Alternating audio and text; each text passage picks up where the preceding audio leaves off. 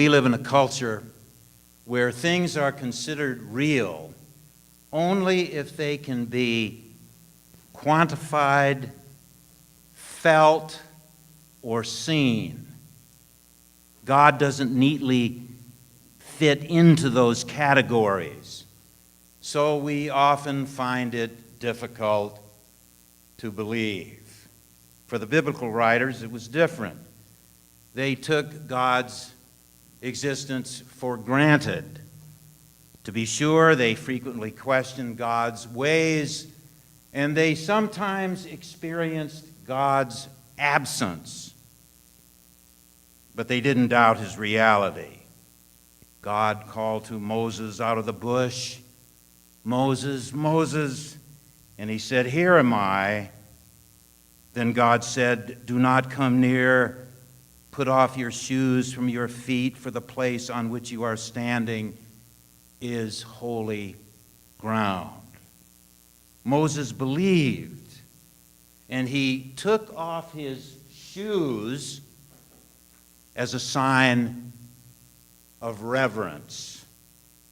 If he lived today, he might not have sensed the holy. According to a recent Gallup poll, lots of Americans publicly proclaim the Christian faith. But the poll also showed that they didn't allow their stated convictions to influence them very much during the week. In fact, a fair number of our fellow citizens are atheists, or for all intents and purposes, practical atheists.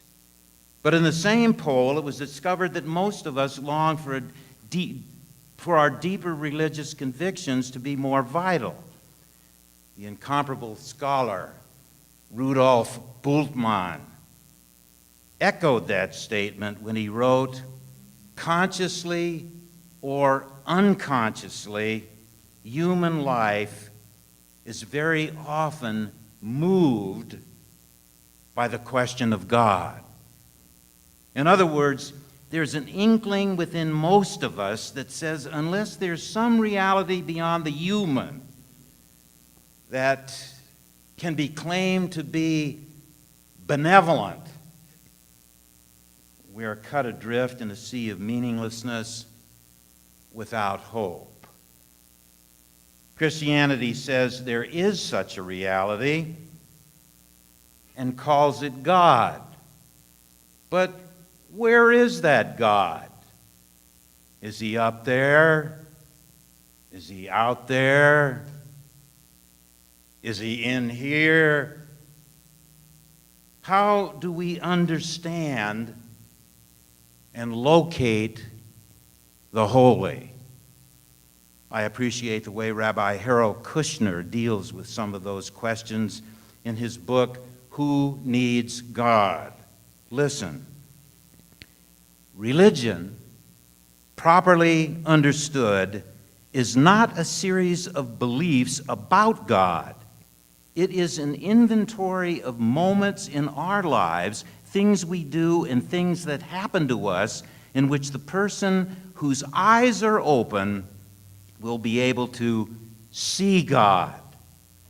That's why Kushner maintains it's better to ask, when is God, rather than where is God? Apropos of that, the late United Methodist Bishop Melvin Wheatley, who was one of my homiletics professors, had a marvelous benediction that I always appreciated. Hear Wheatley's words. And these words, I might add, set the stage for what we will be dealing with in the next few minutes in terms of locating the holy. By God, Wheatley stated, I mean the mystery that accounts for us, the order which we encounter, and the grace or goodness to which we are accountable. In other words, God puts his hand on us in many ways, but certainly when we experience mystery and awe.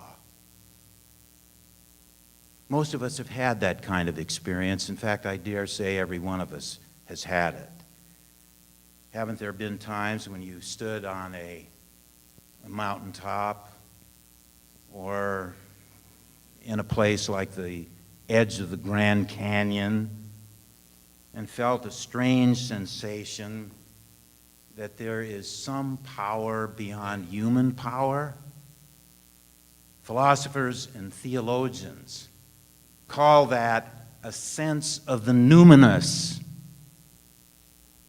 Years ago, that brilliant thinker Rudolf Otto wrote a book about it, and he entitled it The Idea of the Holy.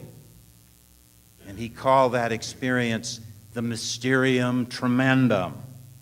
But no matter how you describe it, it is the raw material of religion, and it's part of our life. It's an awareness that we're not complete in ourselves. It's a mystery. Holy ground. Where else does God touch us? When we experience various kinds of order. The symbol for creation in the Bible is bringing order to chaos. That is the symbol of creation. Great art and music come to mind because great art and music are protests against chaos, and they are a form of order. Let that sink in. Great art and music are protests against chaos. In music, for example, we take disparate sounds and put them together in some kind of beautiful order. So, for example, when you hear a beautiful anthem by our choir, and you're moved, in essence, you're fingering the garment of God. Therefore, listen to the choir. And all of you choristers in the choir, remember that what you're doing on Sunday morning is not just a performance. It's not just that. It's not just that. It's protesting chaos.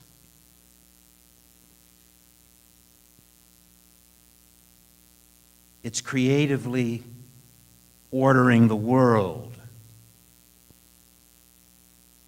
And that's an example of holy ground. And what about the experience of grace? We sing about it. Amazing grace, how sweet the sound. All cultures use that hymn. How many times have we messed up, made serious mistakes, lost out, or been forced to go somewhere where we didn't want to go, and surprisingly, things turned out okay. Maybe not in the way we wanted them to turn out, but okay nonetheless. How many times have we been in various straits, and through no great effort of our own, a new opportunity arose, or we met a wonderful person we otherwise wouldn't have met, or we grew and learned in ways we never imagined? How many times have you experienced that? How many times have we overcome a deep loss or prevailed in a predicament when we were sure we would be done in? When we see the future open up like that, we're being brushed by the grace or presence of God. not in a supernatural way where God is intervening directly and changing our circumstances, but empowering us rather than overpowering us, luring, persuading, urging us to move in other directions. And then there's another way where we experience the holy, when we are involved in love and caring. Let me remind you that last week I said the love of which we speak is not the kind of love that our culture symbolizes by a chubby infant in diapers, Cupid. But the love of which we speak is the kind of love we see in a man who died on the cross for speaking the truth about so much of life. And again, I ask, which one is more realistic? So when we experience love and caring, we are involved in the presence of God. That great preacher, perhaps the most influential preacher in the first half of the 20th century, Harry Emerson Fosdick, talked about God having a near range. We touch that near range, he said, whenever there's beauty, integrity, truth, and love. So often, if you ask people where God is, their thoughts go shooting off among the stars. But it's deep down within human life that we frequently find God. God is love, and he who abides in love abides in God, and God abides in him. The simple truth is that we discover the divine whenever love illuminates life. And as I suggested just a moment ago, the love Fosdick was talking about was not just a feeling. It had more to do with the doing. It wasn't an adjective, but it was a verb. It meant doing the truth or the caring thing. And when we receive or give that kind of love, we are in the presence of the holy. And God moves through us in another way. And I want you to stay with me here and listen to this carefully. God moves through us when we experience revulsion for evil and injustice. Perhaps you've never thought of that, but it's true. When we are sickened deep in our guts by inhumanity and injustice, by evil, that means God is afoot. That's what it means. Always trying to get us to cooperate with him to do something about it. I remember years ago, it was in the 1950s, that I saw a very powerful film that was directed by that celebrated Swedish director, Ingmar Bergman. There was a graphic scene in that film in which a young girl was raped and killed. It especially shocked me because in those days, American movies were not that descriptive. That would come later, when American movies often used scenes like that to titillate. But Bergman was not titillating. He didn't use that grisly scene to do that. He did it to show something else. He pictured a teenage boy discovering the girl's body, then retching and throwing up. when he realized what had happened. That nausea was a sign that God was on the premises. As I said, when we experience that kind of revulsion in the presence of evil, it's God touching us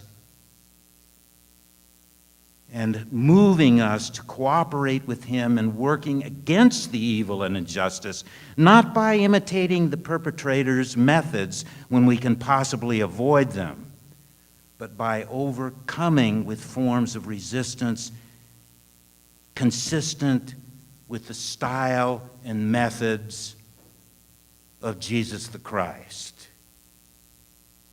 And of course, God touches us most profoundly in and through the lifestyle and ministry of Jesus. That doesn't mean that God doesn't move through others, but for us, we see a decisive revelation there. We call him the Christ, the Anointed One. Why? Because one of the chief characteristics of Jesus' response to God was his calling into question the virtue of the virtuous and reversing accepted standards for self-evaluation. The Beatitudes come to mind. By this activity, he was open to being creatively transformed by the power of God. And I'll tell you something. Those who are responsive to him today are open to participating in the same kind of creative transformation. My friends, one of the tragedies of life is to be in the presence of God and fail to recognize it. It happens to all of us. There are times when we experience God's absence more than God's presence. It happened to the saints, the people who were declared saints in the classical tradition. They call these periods